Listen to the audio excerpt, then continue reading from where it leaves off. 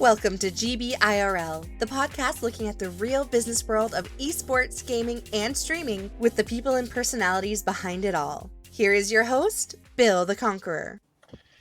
All right, everybody, welcome back to the podcast. You know for a fact that I love the fighting game community. I'm old enough to have played the very first Mortal Kombat in the arcade. I spent a lot of quarters on that machine. I spent a lot of quarters playing very poorly, let's put it that way.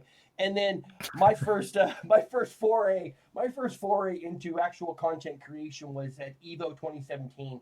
I was told by a friend in Las Vegas that I needed to come to Evo. If I wanted to understand the culture of gaming, I should start with Evo 2017. That was where I saw all the FGC together. You had Street Fighter, you had Mortal Kombat, you had Injustice, you had Smash. Let me just say, as an aside, the Smash people are a next level crazy of nuts. Next level nuts crazy. I mean, we're talking the difference between like American baseball fans love their baseball, and then you have the Canadian hockey fans who are like the next level of like fandom. Dude, I'm telling you. Anyway, I got with me today two guys all the way across the world. The great thing about technology is we can talk to people across the world in real time who are creating a community in Africa revolving around fighting games. I have B Lion, I have Charlie Wolf. These two individuals are the force behind Charlie Wolf Gaming. The YouTube channel puts on weekly streams so for me it's Thursday afternoon, Thursday morning here on the west coast of America, but they're all the way on the other side of the world putting together these awesome streams. And I invited them on because fighting games is another example of why I firmly believe gaming unites us. It brings us together. It brings us hope. It creates opportunities for us to come together. It creates opportunities for us to get along. Even in the face of competition, you still get along. So gentlemen, Be Lion, Sea Wolf, thanks for having time for me today, guys. Appreciate it. Thank you, Bill.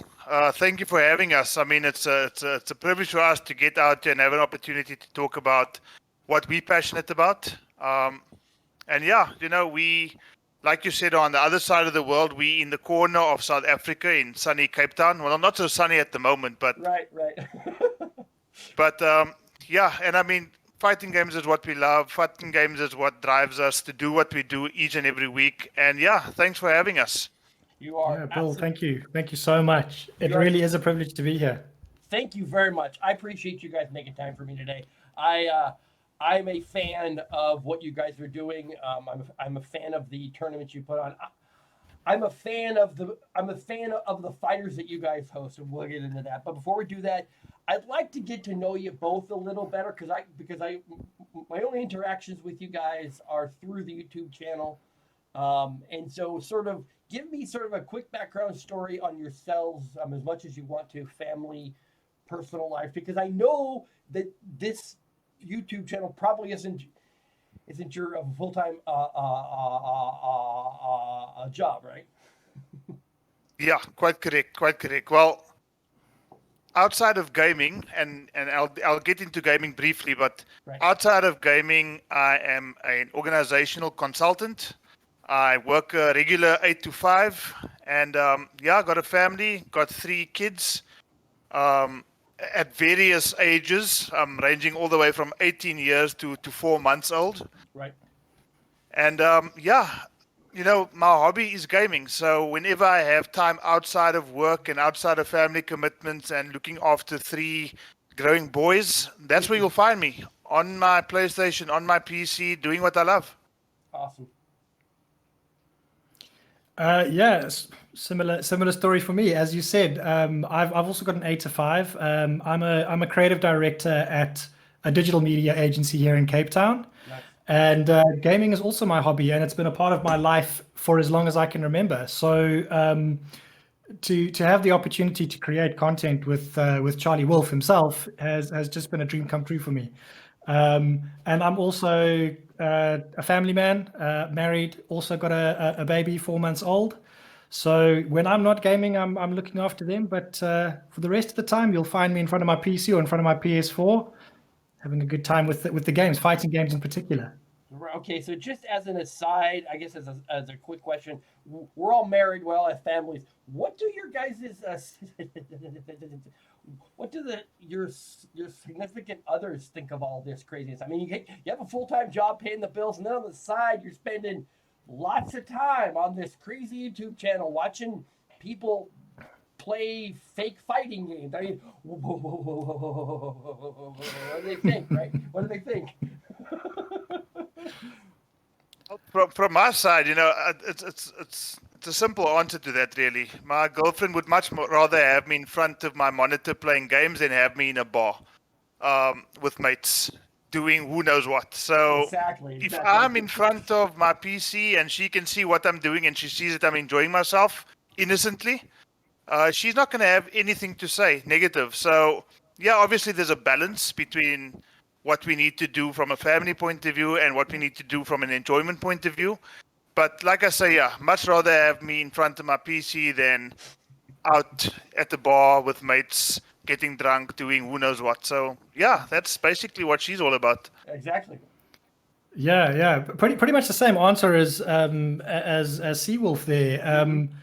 My wife has always known me as a gamer. I was a gamer when we met. I'm a gamer now. Okay. So she's very sort of very patient, very understanding, and especially since I've been involved with FGC Africa and Charlie Wolf Gaming, incredibly supportive. So I'm very, very lucky in that regard. And as Charlie Wolf just said, she would rather me be sitting in front of my PC than out at the pubs. So win-win. And it's funny because my wife is the same way. She's like, hey, I know exactly where you are pretty much all the time if I can't find you. All right. Now, so as far as the state of gaming right now across the world, you have the more developed countries like Western Europe, you have North America. You guys are in a space where you are growing. It's been well documented. You guys don't have the same infrastructure from a technology point that a lot of other countries have. So for you guys, in order for this to sustain, you have to have the passion in your heart. I mean, this has to be something vitally important to you. So in order to have that spark, you have to have a personal story. And I always love to hear, this is one of my favorite questions is, what is your personal gaming story? It doesn't have to do with anybody else. Nobody else. You don't do it for your kids. You don't do it for your best friend. You do it for yourself. Why do you do this for yourself? Well, for me personally, I think I spoke to you briefly, Bill, about me being this 4 or 5-year-old kid in an arcade playing a game called Hia Kung Fu. That was all the way back in the 80s. Right. And I just found it so amazing that I was in control of this character on the screen. And obviously, as technology evolved and as time went on, the games became a bit more sophisticated. But what stayed the same was you being in control of this character on your screen, and what you do physically will ultimately depend on the outcome of what the character does. So I always saw games as a challenge. Like I always wanted to beat games. I always wanted to complete these games. And I think fighting games for me, because it was where it all started, it just kind of stayed with me. So whenever something new came out, and I particularly remember 1992 with Street Fighter 2, all I wanted to do was beat the game. And then when I saw there were people challenging and wanting to take you on in the arcades, it was like, wow, this is fun. And it kind of evolved into Mortal Kombat. It kind of evolved into console gaming when I got my first console. I think it was 8-bit NES, I think it was. But the fabric kind of stayed the same. You in control of somebody on screen, and what you do physically depends on or will determine the outcome of what that character gets up at the end of the day. So when you kind of fast forward to where we're at now, with the technology that we didn't have back in those days, with the opportunity to interact with others that we didn't have back in those days, right. It's kind of like a win-win for me right now, because I get to do the thing that I love, which is gaming. But at the same time, I'm a kind of a social butterfly as well. So I like to talk and meet with people. And And technology has kind of given us a platform, as you said at the beginning of this podcast, given us a platform to do exactly that. So we get in the community together, we grow in the community, and at the same time, we also doing the thing that we love, which is gaming. So yeah, that's kind of where it all started for me. Got it. It's funny, Seawolf and I have had this conversation so many times, and we've got a similar journey, but it's also sort of distinctly different. For me, I grew up in a very small village in a country called Swaziland, which I'm sure a lot of Americans probably haven't even heard of. Well, no, I will say, when I was in school and we were studying geography, I found that country. I know where that country is on the map. I know where it is. There you go. If South Africa is an upside down camel's head, okay, Swaziland is the nostril. Yeah, it's right there. Yeah, I know exactly what you're talking about. I know exactly where that country is, and I'm like, how do you say that out loud? I can't pronounce that word. Anyway, go ahead. Sorry to interrupt you. All right, so that's where I grew up, and there was nothing even remotely resembling an arcade. There was one shop in the village, and it had two arcade machines. It had Pac-Man and it had Double Dragon, and I never really got to spend much time on them because I was a little kid, and the bigger kids spent most of the time on those arcade machines. But I remember once my dad went to South Africa because we had to do our monthly grocery shop in another country. That's how remote we were. Wow. My dad came back from South Africa with an 8-bit Nintendo Famicom, which is the NES, and that's where it all started for my brother and myself. And for me, I've never really been that much of a social butterfly. I've never, not that I've not gotten along with people, but I've always enjoyed my own company, and video games for me was a means to kind of escape, spend a little time with myself, get lost in these worlds. That was the thing that sort of attracted me most to them. And then right after that, it was the Sega Genesis or the Mega Drive as it was here. My brother and I saved up for literally like a year of pocket money. Wow. And we got the 16-bit Mega Drive also on one of our trips to South Africa for grocery shopping. And the first two games that we had were The Lion King, which was excellent. I still recommend that game to anybody who wants to play a 16-bit classic. Okay. And Mortal Kombat 2. And Mortal Kombat 2 just completely, it just took me in. I fell in love with the world. I fell in love. It was the first sort of game that I'd played where the lore was so fleshed out. Looking back now, it was very sort of basic, but back then it was like, wow, each of these characters has got this backstory and these motivations, and right. There's this guy called Shao Kahn and he's a baddie, and Shang Tsung and Liu Kang and all these dudes, and that's literally what sort of brought me in. And it was from then on, it's been Mortal Kombat ever since. I mean, I think there was a little break in the 3D era where I didn't play much of it. But then MK9 came out, and it was like greeting an old friend. So gaming has always been a part of my life. It's always been a way for me to escape into my own sort of worlds, and that's why it's been so important to me. It's just something that keeps me, in a weird way, keeps me grounded, and I love it. Interesting. Okay, so you have your separate stories, and I guess the next best question is, how did you two guys connect? I think I'll leave that up to Blinder to answer that one. Okay, go ahead. So I got MK11 on PC, and I had been playing it for a while, and I decided to venture into Combat League. It's kind of like, the next thing you do after you've played through the story and the single player and all that sort of stuff. Mm-hmm. And I came up against a guy called Solomon's 92, who's now his handle is now Mr. Sol. In fact, Bill, as an avid watcher of Charlie Wolf Gaming, you would have seen him compete. Okay. And he and we met each other in Combat League, mm-hmm. and he took it 2-1. And at that point I didn't even realize that there was a community for fighting game enthusiasts, especially in South Africa. But as soon as our match ended, he sent me a message and said, hey, that was a really, really good match. Are you part of FGC Africa or the Steam WhatsApp group? And I said, no, I didn't know about these things. And he said, how would you like to join? And I said, I've been waiting my whole life for this. Yes. Nice.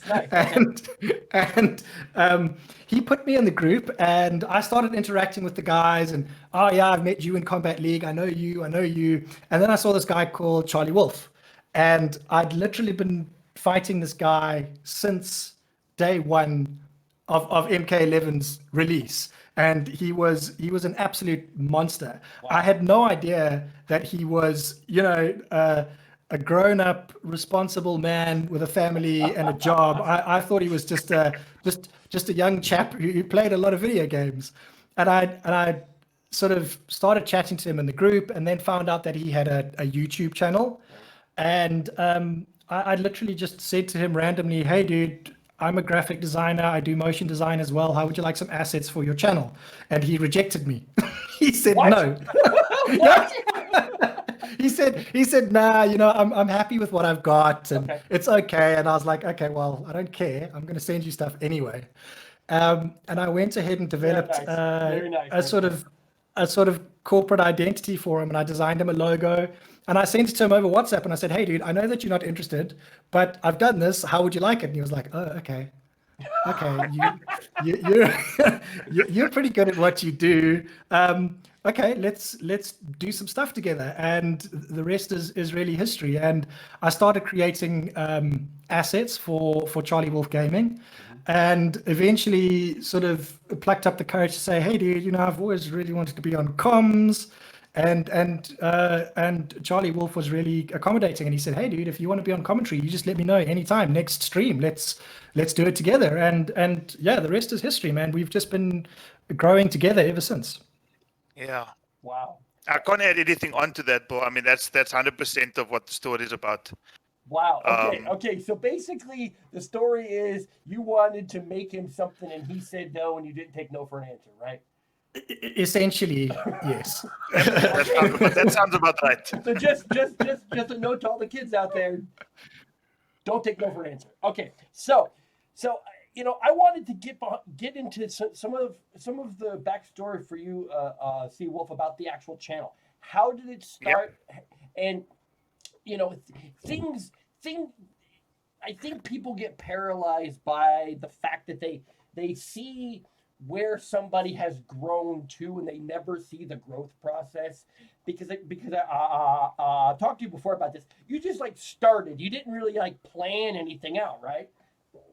Just started. Yeah, one random Saturday. Right.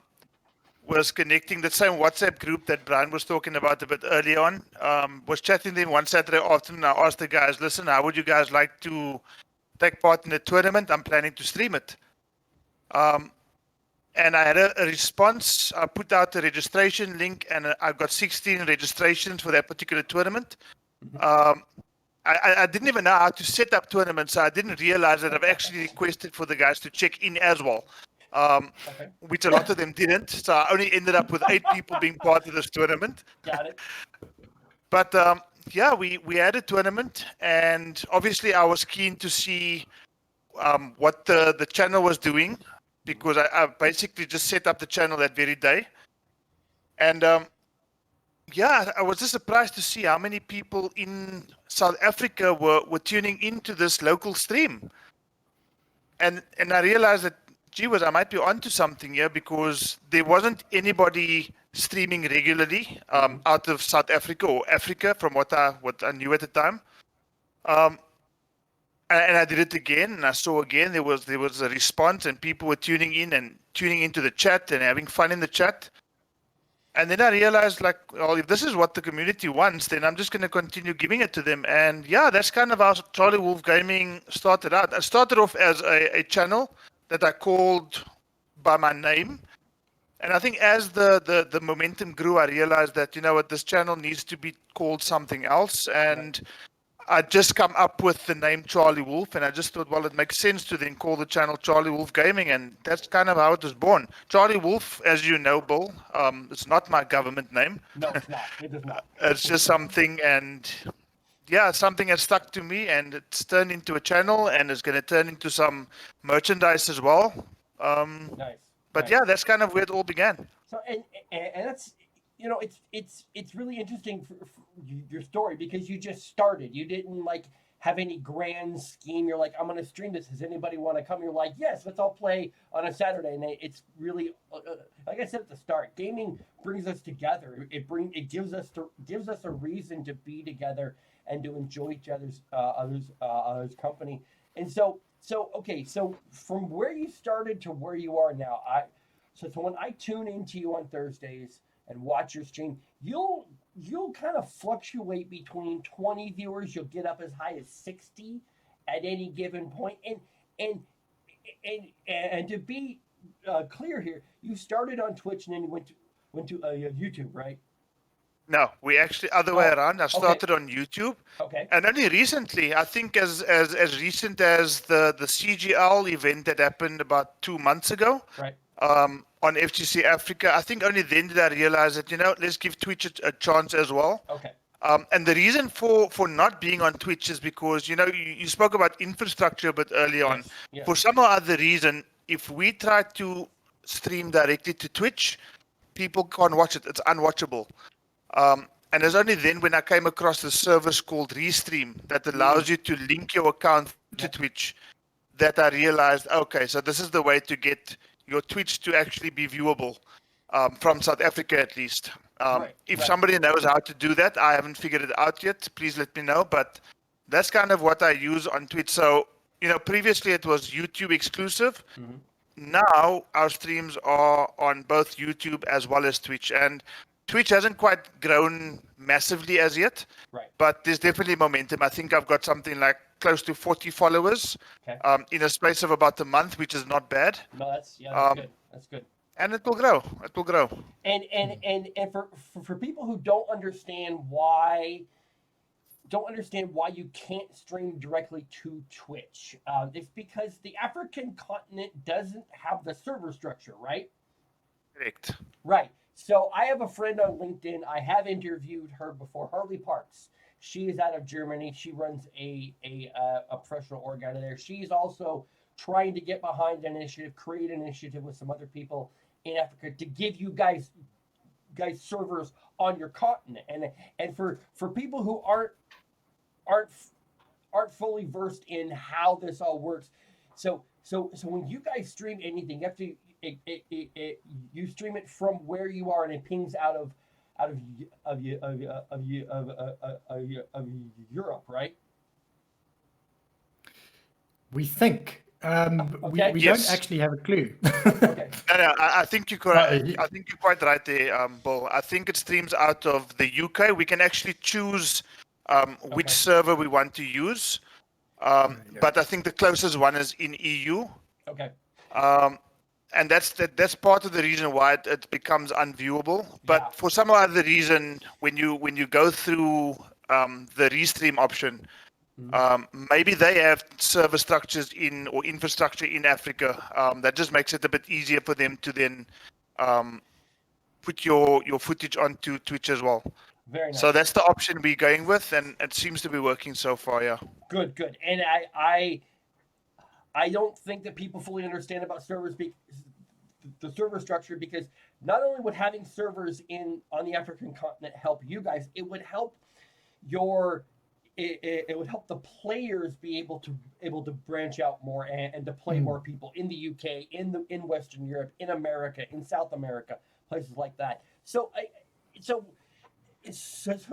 when it comes to the community, because you guys could not do what you do if you didn't have a solid community behind you, and you guys get pretty much the same people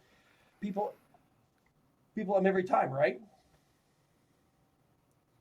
Essentially. Yeah, it's growing. I think even at this stage, and I'll use Mortal Kombat as the example, even 2 years into Mortal Kombat's life cycle, we're still finding new players coming in. Good. And the nice thing about the new players coming in is that I think like Blainer's journey, he didn't necessarily know that there was a community in Africa. And because, our community is absolutely fantastic, Bill. So when somebody comes in and gets informed about the community that exists. 1, 2, 3, the community is backing that person up, giving them games, helping them level up. So the time between a newcomer into the community getting to a level where they can compete, it's much shorter now than maybe at the beginning of the game's life cycle. Wow. So that's what we are finding. And I think over the last couple of months, what we're also noticing is that because of what we're doing and the frequency of how much we're doing it, we're getting people coming into the YouTube chat that, I mean, at the beginning, we would only imagine or dream about. And suddenly we're seeing the likes of an Aquaman or PND Mustard or somebody just making an appearance in chat and saying, how's it, Africa? How are you going? Love what you're doing. And I mean, for us, that's huge. Massive. So, and I think that's why we just keep on doing what we're doing. We've got a fantastic community, and you know a bit about our community already, Bill. Yeah. The attitudes are there. They want to be part of it. They want to help Africa as a whole, as a collective. Right. And I think that's what makes it easy for us to just keep pushing out content because the guys want it, and yeah, the opportunities will come. Yeah, and I agree with you on that, Seawolf, because I've talked to Mr. 5000. I'm a huge Mr. 5000 fan. I did an interview recently with him, and the guy is, let's put it this way, he's not your average. He's not your typical player that I have met in the FGC. He's a different breed of person. And 100%. And yeah, and do you have a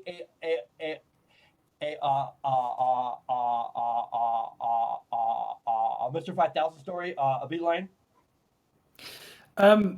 Not a 5,000 story particularly, but to your point that he's just a different breed of FGC player. It's a common thread that runs through the fighting game community in Africa. It's almost as though there really aren't any egos. I mean, it's a fighting game community, so you know, as Seawolf would put it, there's always a little bit of argy-bargy and a little bit of beef and salt and that sort of thing. But generally speaking, it's just this really, really tight-knit group of people who are just so keen to see everybody grow and close that skills gap so that somebody like 5000, and he'll even say himself, like he'll say, you know, I don't want to be this dominant force in fighting games in Africa. I want the competition. I want to go and test myself against the best as well. So if the whole community can work together to uplift and close that skills gap and just get better together, this community is just so accommodating. And I've been following fighting games for years and years and years. I catch every major that gets streamed, whether it's Tekken or Street Fighter or any of the fighting games. And like you say, there's a different feeling or a different sort of attitude that you pick up from perhaps gamers overseas who are more sort of comfortable in those settings and have been around that sort of thing for a lot longer and are maybe, and I hate to say this, but maybe taking the whole scene for granted. Whereas in Africa, it's this burgeoning thing. It's this new, exciting, everybody seeing the possibilities thing. So yeah, I mean, I think you've hit the nail on the head when you said that 5000 is this unique creature in the fighting game community, and I'm here to tell you that there are more in the African gaming community who are very similar. Nice. And I wanted to get a little deeper into something that you sort of brought up right there. You said right there, Beeline, you watch Tekken, you watch Street Fighter, you watch Mortal Kombat. Why is it that in your area, in Africa, that you guys are so much into Mortal Kombat, and at one point I believe it was also Injustice as well versus Street Fighter, because Street Fighter is a massive game. There are a lot of streamers. There are a lot of Street Fighter streamers on Twitch who are big time, big deal players. Seawolf, do you want to tackle that one? Yeah, I can take. I think from our point of view, and I think not to misdirect anybody, there are Street Fighter players in Africa and really good ones. Got it. But I think where the majority of the African community kind of goes more towards Mortal Kombat. From a personal point of view, I think it's slightly more accessible. I think Mortal Kombat is the kind of game that it's a bit easier to pick up, so it's a bit more casual friendly. Okay. So hence you'll see more people, even if they're buying Street Fighter and Mortal Kombat at the same time, they will spend more hours on Mortal Kombat because it's just easier to pick up. Okay, got it. Where I think with Street Fighter, it's a bit more technical. As with Tekken, it's probably one of those or titles that require a little bit more effort to kind of get the fundamentals correct. Okay. Whereas I think with Mortal Kombat, and as was the case with Injustice 2 as well, people tend to flock towards those titles because of the ease of access. And I think that's why Mortal Kombat is so big. When you talk about fighting game streamers or Street Fighter streamers that are quite busy on Twitch, for example, right. I mean, I can understand it. I'm playing Street Fighter a bit more myself now to try and get into what is Street Fighter and what you need to kind of have to make yourself tick within Street Fighter. And I'm kind of getting it now, but the amount of time I'm taking to get into Street Fighter versus how almost naturally Mortal Kombat came, I can probably understand that if that is the reason, people will more likely flock towards a NRS title, which is easier to pick up than what they would a Street Fighter or a Tekken. But again, just to confirm, they're taking away nothing from those titles. They are fantastic games, and we've got fantastic players in our community. In fact, one of the streamers in South Africa, guy by the name of G Sigma or something to that effect, host regular Street Fighter tournaments. And I mean, ever so often when I do go onto his channel, the amount of people that are tuning into his streams is unbelievable for somebody from South Africa. So it just shows me that, there's definitely a community of Street Fighter players on the continent. Mm-hmm. But I think also because the people from outside of the African continent are also into Street Fighter, a lot of them will actually tune into what's happening, irrespective of where the stream is coming from, whether it be South Africa, whether it be Europe, whether it be America. I think the global community is probably more into Street Fighter, hence the amount of players on Street Fighter versus the amount of players on Mortal Kombat. And I mean, unfortunately for us, a lot of people would say, MK11 is dead. And I think if you compare the numbers of active MK11 players worldwide to the active Street Fighter players worldwide, you'll see that Street Fighter is quite far ahead of Mortal Kombat. Yeah, and that is true. There is definitely a technical aspect to Street Fighter that you have to understand if you want to be good at it. And going back to Mr. 5000, when I interviewed him, it was I didn't know what to expect going in, but I was really taken aback by his very humble nature. He's like extremely low key most of the time, and I even asked him about, hey, I'm sure you guys talk trash to each other. I'm sure you guys, when you see each other on the street or whether you're online, you're always saying something. He goes, yeah, we do, but we also know that, I think he said this. He's like, we're in this together. And I'm like, not a lot of people say that. Not a lot of people realize what's going on right now. And I think that's really,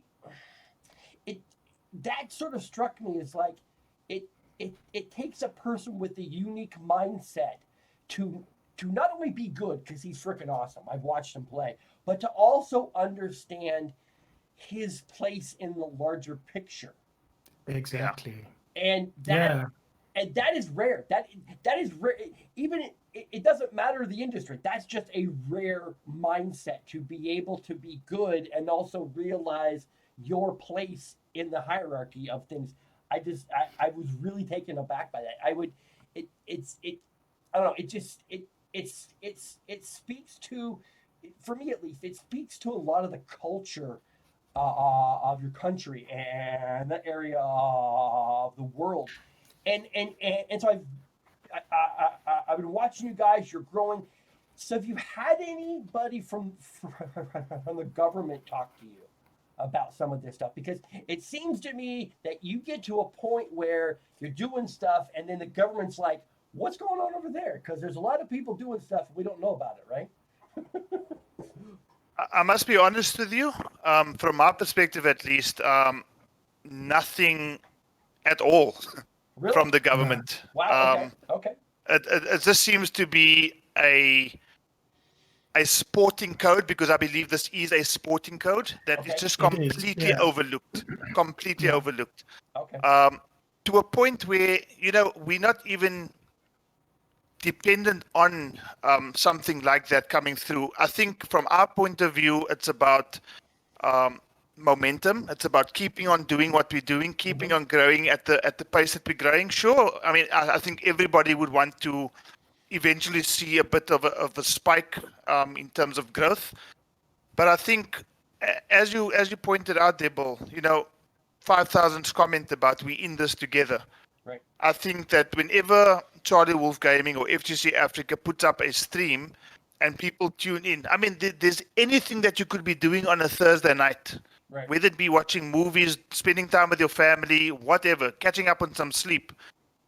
But the fact that you're there and the fact that you will take the time to put the retweet the post or put it on your Facebook profile or put it on your WhatsApp status, just says to me that, you know what, if more and more people are exposed to this, eventually something's going to bite.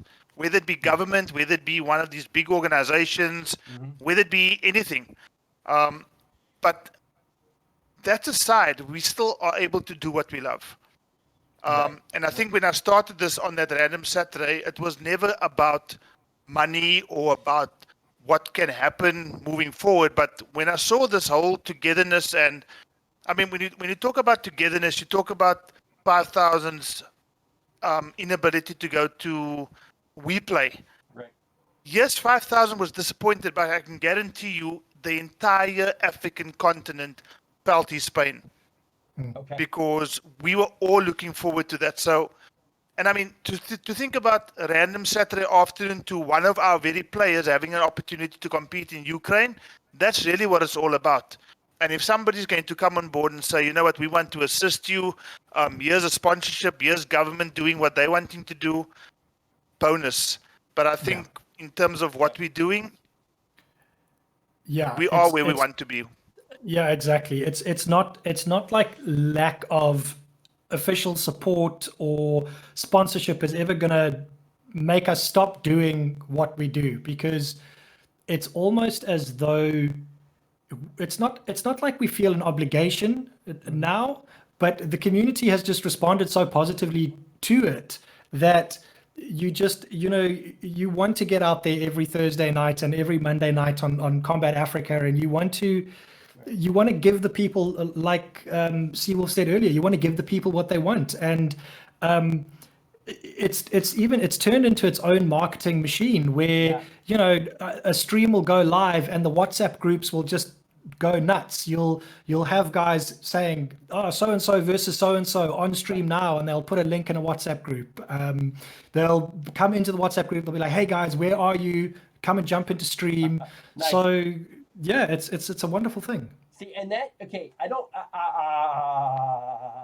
not sure if the two of you realize what's going on, but what you've done for the community is you've given them hope. They have something, you've created something for them that they're excited about, because it's an opportunity and they get to come together and they get to spend time together, and they see people like 5,000 and they want him to succeed, because they know if he's successful, we will all be successful. And I really hope that you guys realize you've given hope to a ton of people, and you've confirmed what I've always said, that gaming brings hope. Gaming creates opportunities and brings people together. and I hope that you guys continue to have that opportunity, because I've watched the chat. I've watched your guys' chat, and it's a very active chat. I've seen chats on Twitch with twice the viewership of your guys' channel, but the chat is not as active. There isn't the engagement. I'm sure you guys would rather have 500 fully engaged people than 5,000 sort of, we show up and see it sometimes people. You know what I'm talking about, right? For sure. Yeah, 100%. And sorry, go for it, Seawolf. No, I was just going to say, and I think you were going to speak to that as well. When we see the guys in our chat, they're talking to each other as if they know each other personally. Right.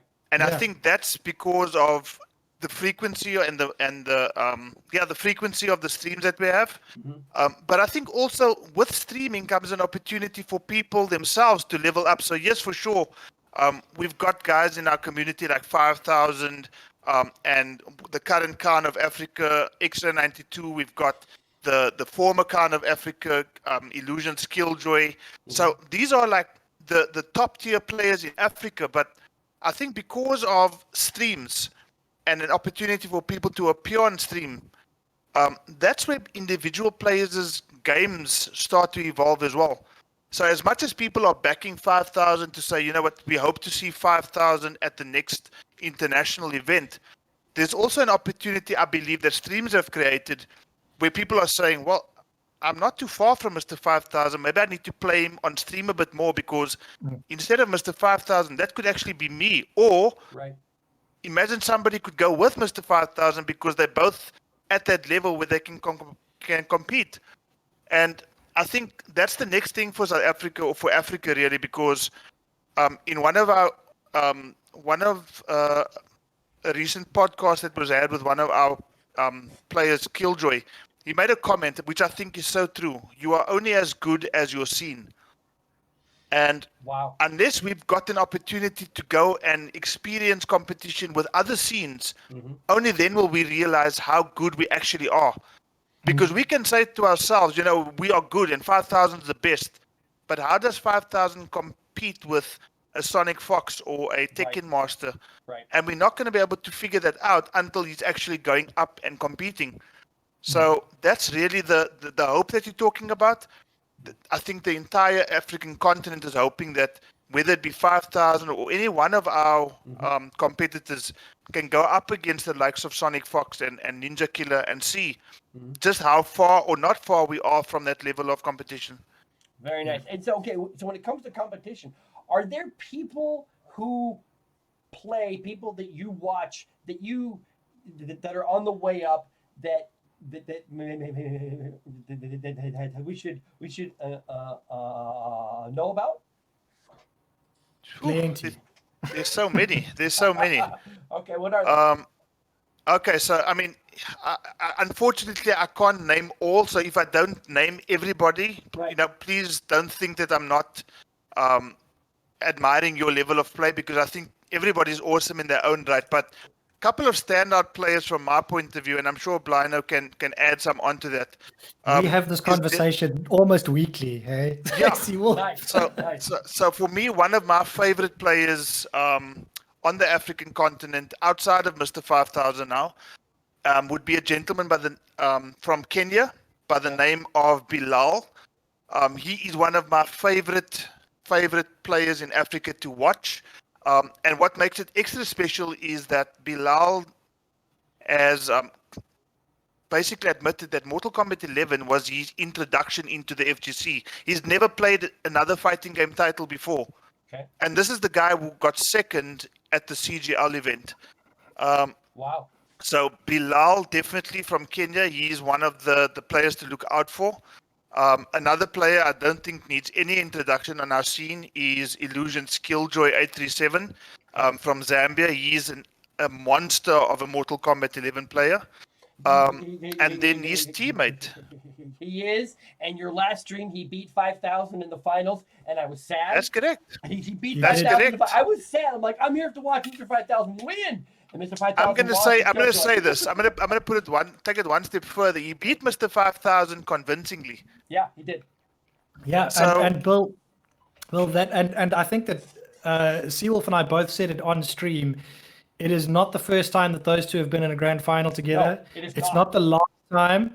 In fact, Seawolf, you should probably send Bill the link after this. We actually had a special stream once where we had Killjoy and 5000 going up against each other. Now, these guys are so prolific at Mortal Kombat. They play the entire cast. And the rule was that they had to random select the characters. It was a first to 10, hey, Seawolf? first to 7. First to 7. A first to 7 where they had to random select the characters. And I think... Finish 7-6. I think, it was 7-6. And I think that the last game, I think 5000 won, if I remember correctly. And he did it with Shao Kahn. Wow. who is supposed to be the worst character in the game. So I might be wrong. Yeah. There. I might be. But And then Bill, just before we move on, I just have to mention this because I don't think it would be fair not to mention the Khan of Africa. Okay. The other really strong player would be none other than Illusion's Extra 92, a phenomenal noob cybot Baraka player. The Khan of Africa, and I mean you can see it on the channel on the links we can send you going forward, just for you to see the level of play that I think all the names that I've just mentioned now bring out. But I mean, there's so many others that come to mind as well. Atrocity, Valve Overkill, Parasarama, Shao Kahn. I mean, these guys have been there and done that. And Charlie Wolf, Bill, don't sleep on this man. I'm not. No. I in all seriousness, without sort of just trying to be nice, he's one of the strongest players in our scene. No doubt. So I mean, he'll take a guy like 5000 to the wire. Really? I did not know. Yeah, that. absolutely. I'm humbled. No, it's the truth. It's the truth. Okay. All right. And I completely believe you. Now, as far as your channel going forward, I mean, you guys stream, like I said, Thursdays. You guys stream Thursday evenings your time, which is South Africa. I'm on the west coast of America, so for me, it's like in the very early afternoon, often at like 11:30 in the morning for me. Going forward on your channels, do you guys have any other plans for other content? You do your streams, and you obviously have players that are appearing on other podcasts, not just mine, but also other podcasts doing other things. So going forward, you're going to do some more content? Yeah, well, from Charlie Wolf Gaming's perspective, definitely. I mean, myself and Blino have been talking about it for a few months now. Right. We've had the mayhem of CGL in March that's kind of just taken all our time away. So right. April was really just about getting our breath back and repositioning ourselves. But the plan going forward, Bill, on the channel, is to include other fighting game titles, specifically Street Fighter, Tekken 7, for now. I think also because games like Street Fighter, Mortal Kombat 11, even Tekken 7 have been around for, I think Mortal Kombat's the youngest, it's 2 years old. But Street Fighter's been around for about 5 years now. Tekken 7, including the 2 years that it was in the arcade, has been around since 2015 or 2014, I think. Right. So I think we're probably looking at getting introduced to a few new fighting game titles, which we obviously want to be there for. Right. But for the immediate future, yeah, definitely if we can include some Street Fighter content, some Tekken 7 content, and who knows, whatever the community wants at the end of the day. Right. And I think you alluded to it a bit earlier. Most of the community that we are part of are Mortal Kombat fans. Right. But I've recently joined the Street Fighter WhatsApp group just to see what's going. There's games that's happening every single day, and I think, if Street Fighter does decide to go live, I've got a few players that I can think of that will be able to make that first stream happen. Nice. So okay, so obviously going into other titles, and you guys do have, like I said earlier, you guys do have the issues with the with the infrastructure. I don't know if a lot of people fully grasp the concept that there's this. So you have South Africa and you have North Africa, and right in the middle of the continent is this massive desert. I don't think people fully grasp that concept. Like, there's a gigantic space of nothing right in the middle of your continent, and trying to connect people across that space is really, really, really, really hard sometimes, because you guys don't have your own servers on the continent. I actually interviewed Ben Roberts from a Liquid Telecom, and he told me one of the biggest hurdles to making this work is you guys, and again, I don't know if people in my area of the world get this, but you guys have landmines literally everywhere. I mean, actual landmines everywhere. And I don't think people really understand that concept, do they? I think that's sort of unique to a few African countries, certainly. Right. But the problems are they're even a little bit more micro than that.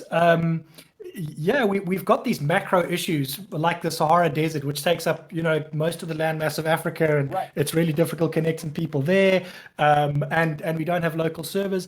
But then on the same a different side of the same coin is the fact that just in the country itself, like in South Africa, internet is incredibly expensive. It's not available to everybody. I mean, I don't quite know how it works in America, but I would imagine that most households are connected in some way, shape, or form. Yep. In a place like South Africa, and I'm speaking for South Africa particularly, and I suspect it's similar in other African countries, it's not the norm for a household to be connected up to the internet. Right.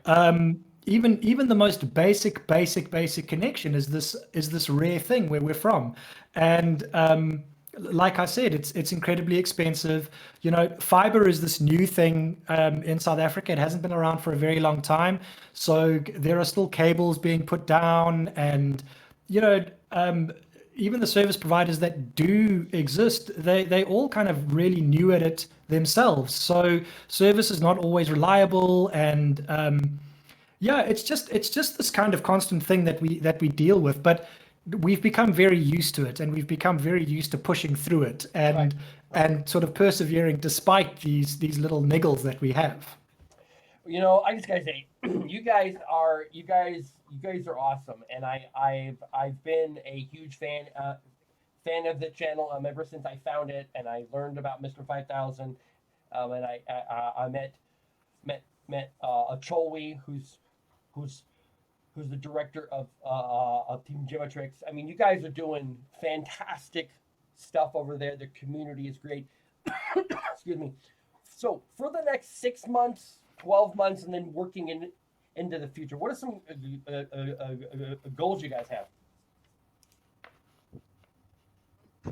I think for me, and myself and Blind have been chatting about this for quite some time.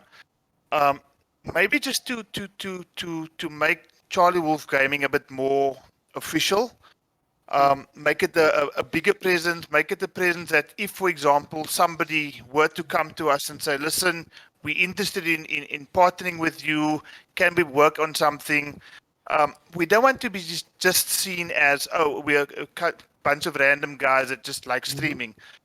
So maybe try to professionalize it a bit. Okay. Because I think that the biggest thing for me, at least, is that Charlie Wolf Gaming is not going anywhere. We're going to keep doing what we're doing.